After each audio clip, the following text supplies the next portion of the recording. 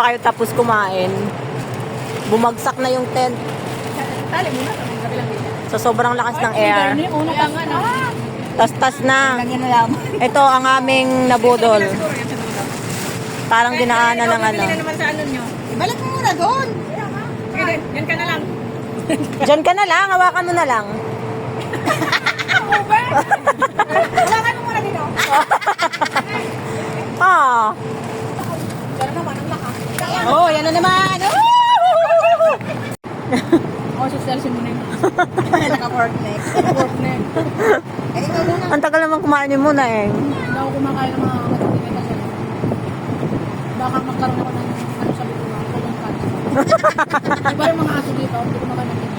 Ay, hindi ka man aso eh. Mamoy ka, mamoy. Sa atin talagang mahuhugasan tapos kahit malaki mga tinik. Paano ka gugupitan? Lagyan mo pala na spray net. Hindi naman babawasan. Anong kaso yan?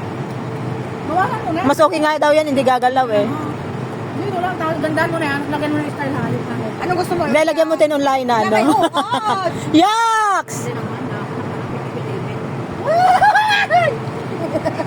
Ah, kinain. Baboy. Meow nga, di ba? Yung mga unang kumakain mo?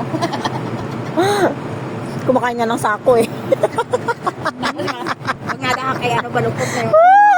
Mga tao, pagtingin mo sa kinain na yung sukat, tignan mo may mga kalit, may straw. Kaya siya naman Tapos yan ay ano, kung susukay, pupunta muna sa gilid. Parang ito yun ano.